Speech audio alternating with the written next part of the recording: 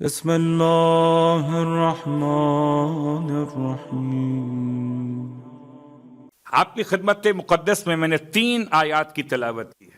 ان 3 آیات کی تلاوت کا ترجمہ کرنے سے پہلے، ان 3 آیات کا ترجمہ پیش کرنے سے پہلے، آج رؤیت ہلال کے یقین ہو جانے کے بعد کچھ اعمال بیان کیے گئے۔ ان اعمال میں سے ایک عمل دعا کی شکل میں، دوسرا عمل غسل کے عنوان میں، اور تیسرا عمل نماز کے عنوان میں۔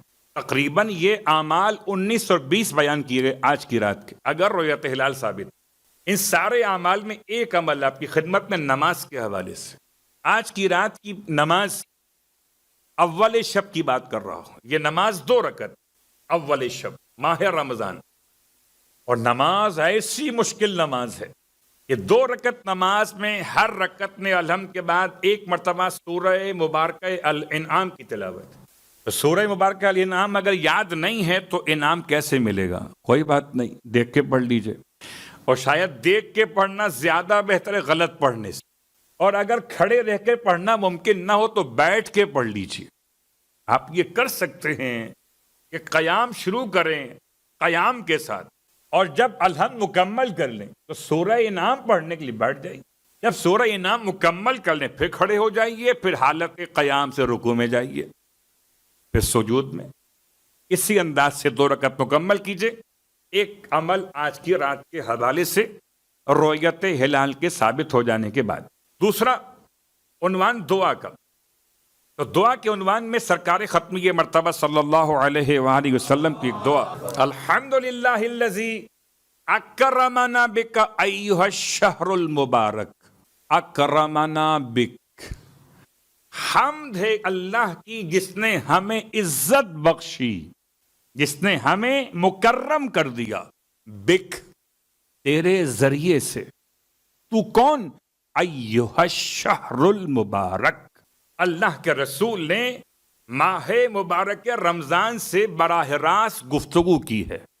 بالکل وہی انداز جو امام سید سجاد علیہ السلام کی دعاؤں میں ملتا ہے کہ ماہ رمضان کی ابتدا میں اور ماہ رمضان کے وداع میں امام معصوم نے ماہ رمضان سے کیسے کلام کیا، ایسے اللہ کے حبیب نے ماہ مبارک رمضان سے کلام کیا، مگر دعا کے ساتھ، الحمدللہ الذی اکرمنا بک ایھا الشہر المبارک وقونا، پروردگار پس ہمیں توانائی عطا فرما دے اس پر، قیام پر اور تلاوت کتاب خدا پر، اور ہمارے قدموں کو مضبوط کر دے، اور ہمیں کافروں پر غلبہ عطا فرما دے۔ یہ اس دعا کی ابتدا ہے، اور واقعاً اگر دعا انسان سمجھ کے پڑھے تو کمال اور ہوتا ہے، ورنہ زبان تو معصوم کی زبان کا ساتھ دیتی ہے مگر دل معصوم کے دل کا ساتھ نہیں دے پاتا، کہ ہم سمجھ نہیں پاتے معصوم نے جو پڑھا تھا اس کا مفہوم کیا تھا۔ اس لیے آپ کی خدمت میں یہ دعا کے چند جملے ماہ مبارک کے استقبال کے حوالے سے۔ اور اس کے بعد تیسرا عمل غسل، اول شب کا غسل۔ کیا بہترین عنوان ہے۔ جب دنیا میں آئے تو غسل نومولود کیا، ہم نے نہیں کیا، لوگوں نے ہمیں دیا، اور اب جیسے ہی ماہ مبارک شروع ہو رہا ہے اس میں داخلے کا ایک غسل ہے اول شب کا، تاکہ خداوند عالم میرے اور آپ کے گناہوں کو اس طرح سے دھو دے کہ پاک اور پاکیزہ ہو کر خدا کے مہینے میں داخل ہو جائیں۔ اور اس کے بعد آپ کی خدمت مقدس میں تیسرا مسئلہ مکمل ہوا، اور سرکار ختمی مرتبہ صلی اللہ علیہ وآلہ وسلم کی سیرت کے ساتھ استقبال ماہ رمضان کے عنوان سے پہلا مسئلہ کہ روزہ جسم کے لیے کیسا ہے، دوسرا مسئلہ روزہ روح کے لیے کیسا ہے، تیسرا مسئلہ روزہ میرا کیسا ہے۔ تو پہلا مسئلہ روزہ جسم کے لیے کیسا ہے۔ دنیا کہے تو کہے کہ روزہ رکھ کر کمزور ہو گئے، بیمار ہو گئے، جو طبیب نفوس انسانیت ہے، جو حکیم پروردگار عالم کا نبی ہے، اس کے الفاظ ہیں سومو تصحو، روزہ رکھو صحت مند ہو جاؤ. روزے سے پہلے یوں تھے, روزے کے بعد صحت مند ہو جاؤ. اس کے الفاظ ہیں, اس کے الفاظ ہیں, جس سے بڑا کوئی طبیب نہیں ہے کائنات. اللہ کا حبیب وہی, مولا کائنات کا مولا وہی, جس کے صدقے میں خدا نے کائنات بنائی. اس کے الفاظ, روزہ رکھیے صحت مند ہو جائیے. اس کے بعد بھی ہو سکتا ہے میں اور آپ چون و چران کرتے تو شریعت نے کہا اگر بیمار ہو اور بیماری سے روزہ بڑھ جاتا ہو تو ٹھیک ہے, بعد میں قضا پوری کر لینا. اگر ابھی نہیں رکھ سکتے تب بھی روزے سے فرار اختیار مت کرنا. ہاں اگر اس کے بعد بھی امکان نہ رہے تو پھر پورے سال بھر اگر امکان نہ رہے اور صحت کی امید کوئی نہ ہو تو پھر فدیہ دے کر کم از کم ثواب روزہ تو حاصل کر لینا. تو روزہ جسم کے لیے, روزہ روح کے لیے بہترین تربیت. اللہ اکبر. یعنی میں ماہ مبارک رمضان سے پہلے سمجھتا تھا شیطان طاقتور ہے, شیطان جو چاہے مجھ سے کروا سکتا ہے. ماہ رمضان نے مجھے بتایا کہ میں طاقتور ہوں, 11 مہینے وہ حرام بھی کھلا سکتا ہے, اس ایک مہینے میں حلال سے اپنے آپ کو روک لیتا ہوں. طاقتور کون ہوا, رکنے والا یا وسوسے ڈالنے والا؟ تو آپ کی میرے لیے ماہ رمضان روح کے حوالے سے بہت اہم. روزہ انسان کی روح کو توانائی بخشتا ہے. اور آئیے اس کے بعد روزے کی اقسام میں 3 قسمیں روزے کی. میرا اور آپ کا روزہ کون سا روزہ ہے, اس کو سمجھانے کے لیے مولا کائنات علی ابن ابی طالب علیہ السلام کا جملہ سن لیجیے. فرماتے صوم القلب خیر من صوم اللسان وصوم اللسان خیر من صیام البطن. مولا نے روزے کی 3 قسمیں بیان کی ہیں. ایک صوم القلب, ایک صوم اللسان, ایک صیام البطن. اور امام نے ابتدا کی افضل سے اور آخر میں انتہا کی سب سے کم ترین پر. فرمایا سب سے افضل ہے روزہ, روزہ قلب. اس کے بعد ہے روزہ افضل, روزہ لسان, زبان کا روزہ. اس کے بعد آخر میں ہے اچھا روزہ بطن. روزہ بطن کیا ہے پہلے یہ سمجھ لیجیے. عوام کا روزہ, عوام کا روزہ مبتلات روزہ سے اپنے آپ کو روکنے کا نام, مگر خدا کی خوشنودی کے لیے تب یہ روزہ ہے. 9 چیزیں یا 8 چیزیں جیسے جیسے مراجع الزام نے فہرست کو بیان کیا آپ کے علم میں موجود ہے کہ اپنے آپ کو مبتلات روزہ سے روکیے تو آپ کا روزہ بطن ہے, پیٹ کا روزہ ہے. اور پھر اگر اپنے آپ کو با روایت امام جعفر صادق علیہ السلام فَإِذَا صُمْتَ فَلْيَصُمْ سَمْعَكَ وَبَصَرَكَ وَإِذَا صُمْتَ, اور اگر تو روزے سے ہے, آپ اگر روزے سے ہیں تو آپ کو چاہیے کہ آپ کی بصارت اور آپ کی سماعت بھی روزے سے ہو. آنکھوں کا روزہ بھی ہونا چاہیے اور کانوں کا روزہ بھی ہونا چاہیے, اور مولا کے فرمان کے لحاظ سے زبان کا روزہ بھی ہونا چاہیے. تو اگر شکم کو روکا مبتلات روزہ سے تو عوام کا روزہ ہے, اور اگر تمام تر منہیات سے خدا کی منع کی ہوئی باتوں سے آنکھوں کو روکا کہ دیکھے نہیں, کانوں کو روکا کہ سنے نہیں, زبان کو روکا کہ بولے نہیں, تو یہ خاص روزہ ہے. اور اگر تیسرا مرحلہ روزہ قلب, جہاں غیر خدا کا کوئی خیال ہی دل میں نہ آنے پائے, وہ روزہ خاص الخاص ہے. آپ سوچ رہے ہوں گے یہ 3 قسمیں میں نے کیوں بیان کی ہیں. قبلہ مجھے اور آپ کو روزہ رکھتے ہوئے کتنے سال ہو گئے, آپ بتائیے ہم اور آپ ابھی کون سے روزے پہ کھڑے ہوئے اور اس سے ہی بڑا جہاد سمجھتے ہیں کہ روزے بطن ہی مکمل کر لے، پیٹ کا روزہ. ہم روزے لسان کی طرف جا ہی نہیں پا رہے. اس لیے خدا سے اپنے حق میں اور آپ کے حق میں دعا کرتا ہوں کہ اس سال ماہ مبارکہ رمضان میں خدا مجھے اور آپ کو عوام کے روزے سے نکل کر کم از کم خواص کے روزے تک تو پہنچنے کی توفیق عطا فرمائے. ایسا تو ہو کہ اس سال کوئی خاص بات ہو، شاید کہ ظہور امام ہو جائے، روز روز کا قصہ تمام ہو جائے تو امام کا ظہور اور ہم عوام میں کھڑے ہوئے ہوں. ہمیں تو خواص میں ہونا چاہیے. لہذا اس دعا کے ساتھ آئیے آپ کی خدمت مقدس میں جن 3 آیتوں کی تلاوت کا شرف حاصل کیا گیا، اب ان آیات کا ترجمہ اور تفسیر اور پس منظر. اس سال آپ کی خدمت میں پہلے 10 دنوں کے لیے جس سورہ کا انتخاب کیا گیا ہے اس سورہ کا نام ہے سورۃ الجن، اور اس کے بعد اگلے 10 دن کے لیے جو انتخاب انشاءاللہ خدا نے حیات اور صحت و عافیت بخشی تو سورہ ملائکہ، جس کو سورہ فاطر بھی کہا جاتا ہے، اور تیسرے اور آخری اشرے کے لیے سورہ مبارکہ سجدہ. جن، ملائکہ اور سجدہ، یہ 3 عنوانات الگ الگ. آئیے پہلا عنوان سورۃ الجن. پورے قرآن مجید میں سورہ جن کی اہمیت کیا ہے؟ بڑا اچھا سا نشان ہے، آپ سب کو زبانی یاد ہو جائے گا اگر میں کہوں اس کا سورہ نمبر ہے 72. تو نہ 71 نہ 73 نہ 73 نہ 72. آپ کو 72 ایسے یاد رہیں گے جو جوڑ دیں انہیں 72 کہتے ہیں.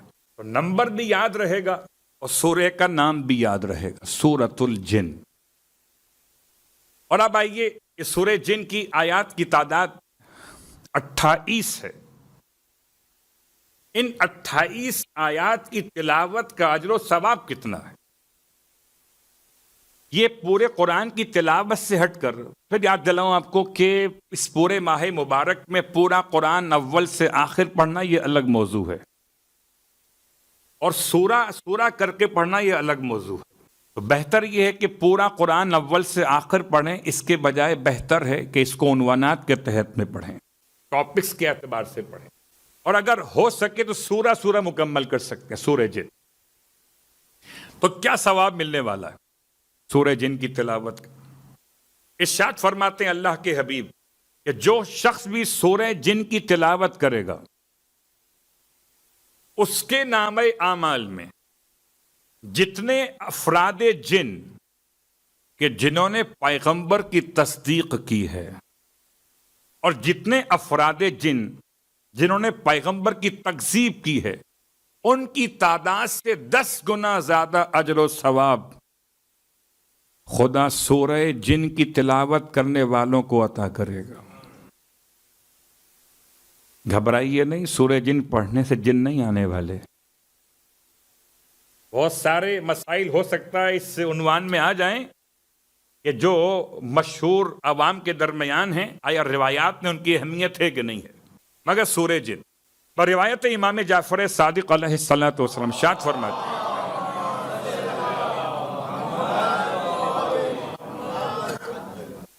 کہ سورہ جن کی تلاوت اگر کوئی زیادہ کرے، اکثر کرے، بار بار کرے، بار بار کیسے کرے کہ جب کبھی 4 قل پڑھیے، سورہ اخلاص و کافرون و فلق و ناس، تو 5واں قل ہے سورہ مبارکہ جن.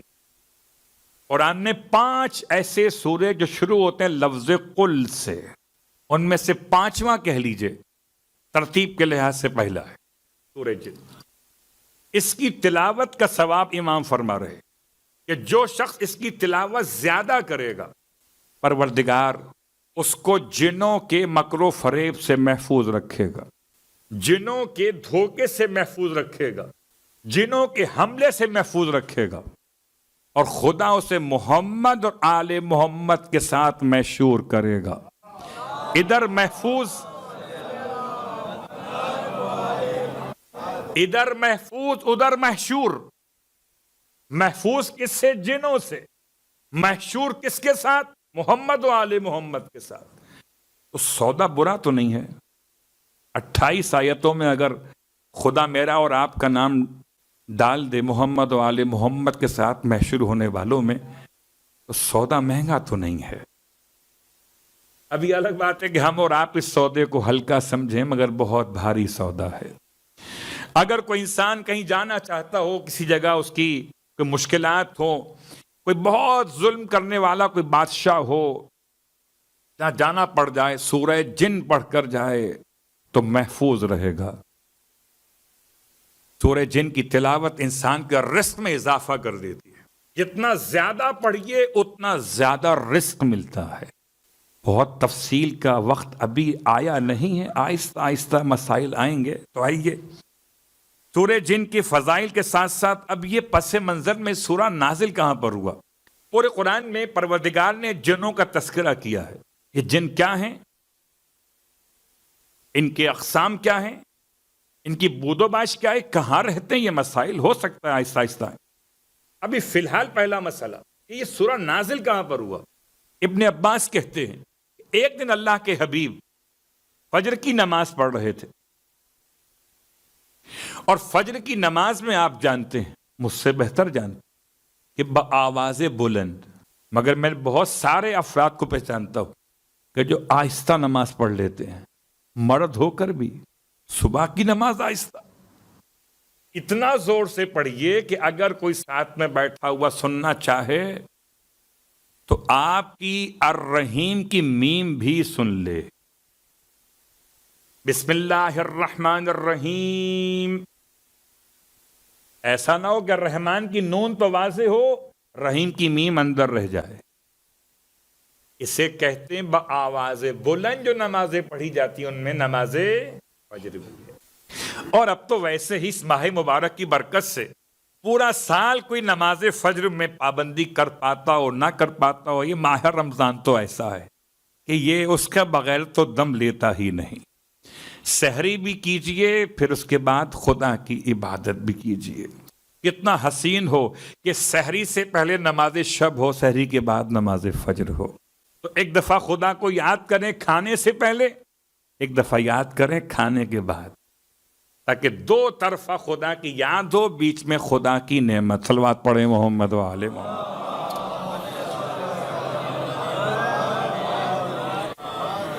تو سورہ مبارک جن کی پس منظر یہ نازل کیسے ہوا؟ ابن عباس کہتے اللہ کے حبیب صبح کی نماز پڑھ رہے تھے، بآواز بلند پڑھ رہے. ایسے میں جنوں کے گروہ نے پیغمبر کی آواز کو سنا، اور جن ذرا پریشان تھے. جب سے ختمیہ مرتبت کی رسالت کا بعثت کا عنوان ہوا تھا، جب سے آپ کی نبوت کا اعلان کیا گیا تھا، تب سے شیاطین کو اوپر جانے سے جنوں کو روک دیا گیا تھا. تو جن پریشان تھے کہ اوپر کے راستے بند کیوں ہو گئے، تلاش میں تھے. جب پیغمبر کی زبان مقدس سے سورہ جن سے پہلے آپ نے قرآن پڑھا، انہوں نے قرآن سنا، تو قرآن سن کر یہ واپس پلٹ گئے کہ یہی وہ کلام ہے جس کی وجہ سے ہمیں اوپر جانے سے روک دیا گیا. اس کے بعد سے ایمان لانے کا عنوان شروع ہوا ان جنوں کا. یہ ابن عباس کی روایت ہے. اب آئیے ایک اور روایت. طائف میں ایک بازار لگتا تھا، اس کا نام تھا عکاظ، اور بازار عکاظ میں سرکار پہنچے تھے تبلیغ اسلام کے لیے، دین کی تبلیغ کے لیے، کلمہ طیبہ کے اعلان. بازار میں اعلان کرنے چلے گئے. حالانکہ بازار میں اعلان کرنا سب سے مشکل کام ہے.